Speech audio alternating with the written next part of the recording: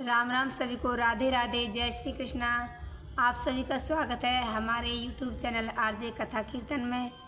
आज हम देव प्रबोधिनी एकादशी कथा का विस्तार से श्रवण करते हैं, जिसे देव उत्थान एकादशी के नाम से भी जाना जाता है।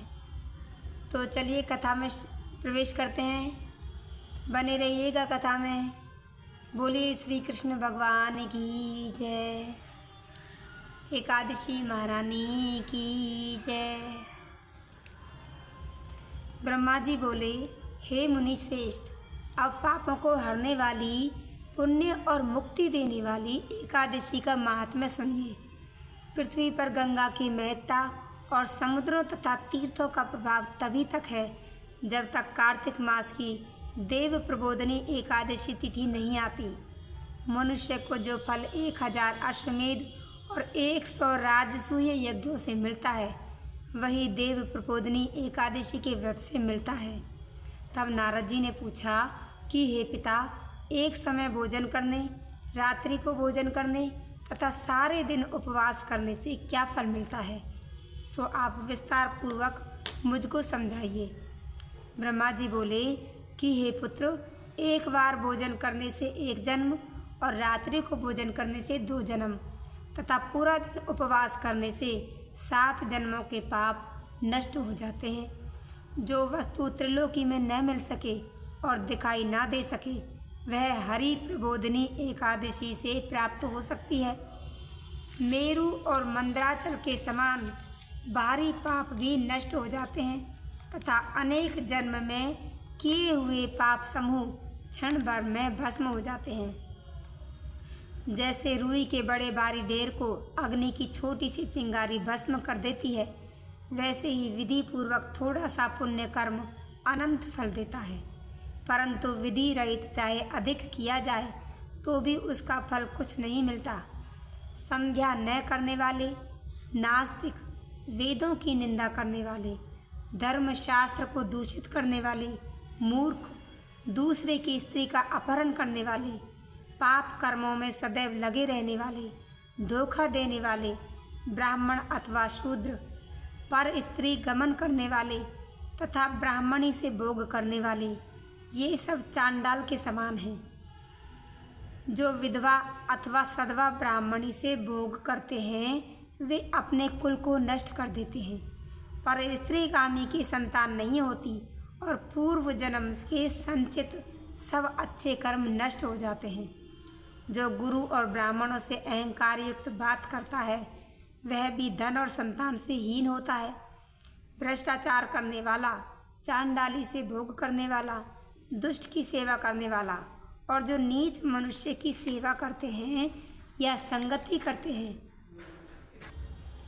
यह सब पाप हरि प्रबोधिनी के व्रत से नष्ट हो जाते हैं। जो मनुष्य अपने अपने मन में हरि प्रबोधिनी एकादशी के व्रत को करने का संकल्प मात्र करते हैं, उनके 100 जन्मों के पाप नष्ट हो जाते हैं। और जो रात्रि को जागरण करते हैं, उनकी आने वाली 10,000 पीढ़ियाँ स्वर्ग में जाती हैं। नरक के दुखों से छूटकर प्रसन्नता के साथ सुसज्जित होकर वे विष्णु लोक को जाते हैं।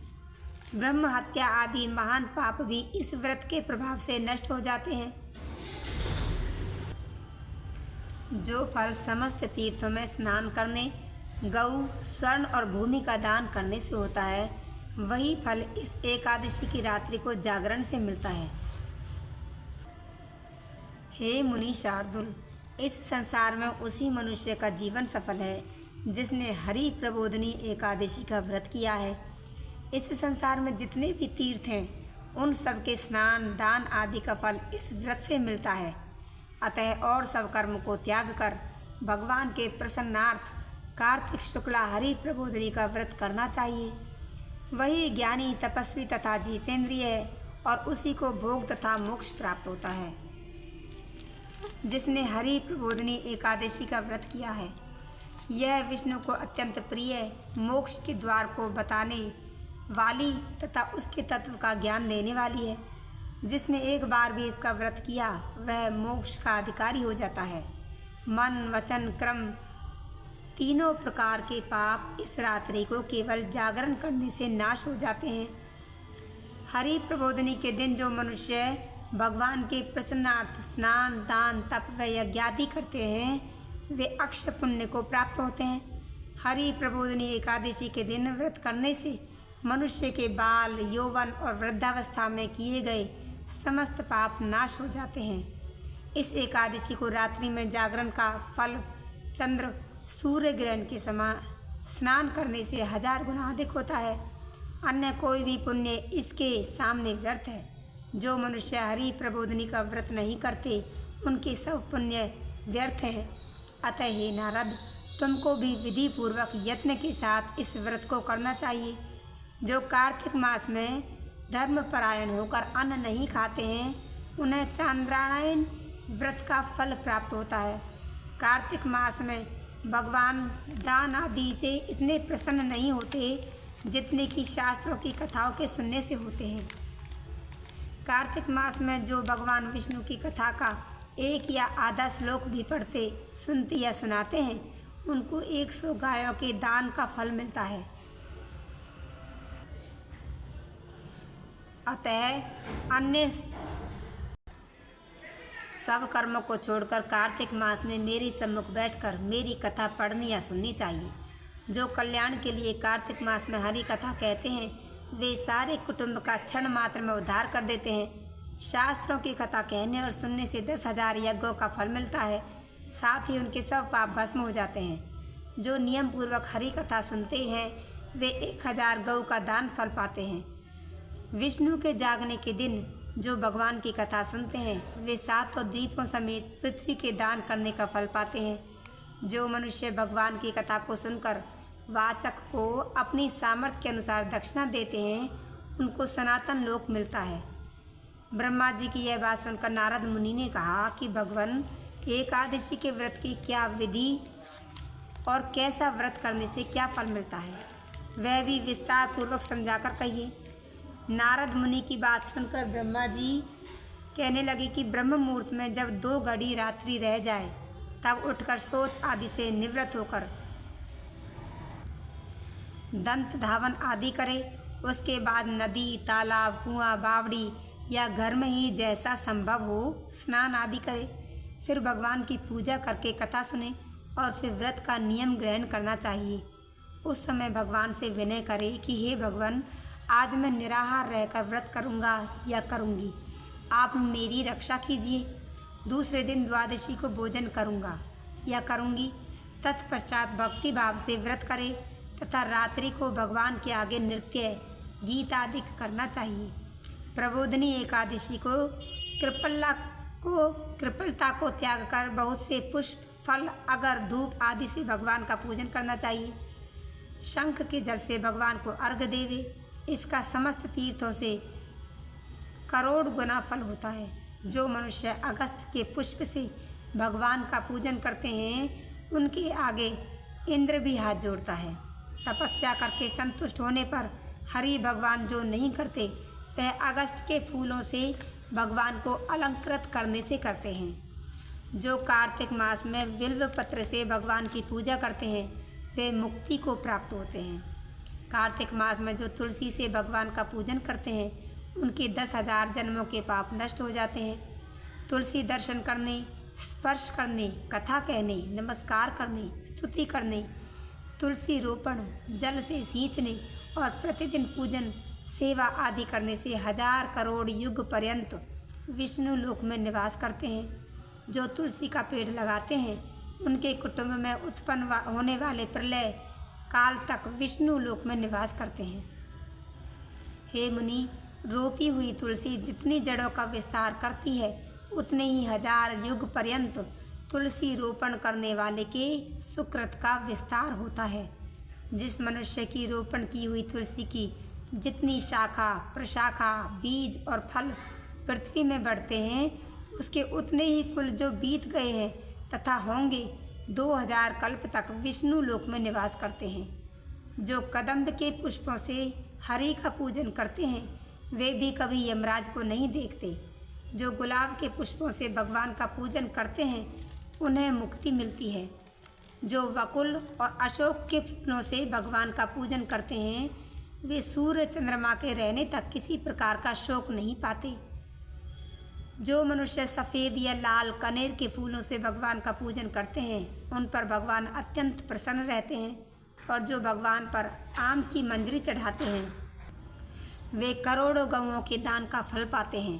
जो दूब के अंकुरों से भगवान की पूजा करते हैं वे 100 गुना पूजा का फल पाते हैं। जो शमी के पत्र से भगवान की पूजा करते हैं उनको महाघोर यमराज के मार्ग का भय नहीं रहता। जो भगवान का चंपा के फूलों से पूजन करते हैं वे मनुष्य फिर संसार में नहीं आते।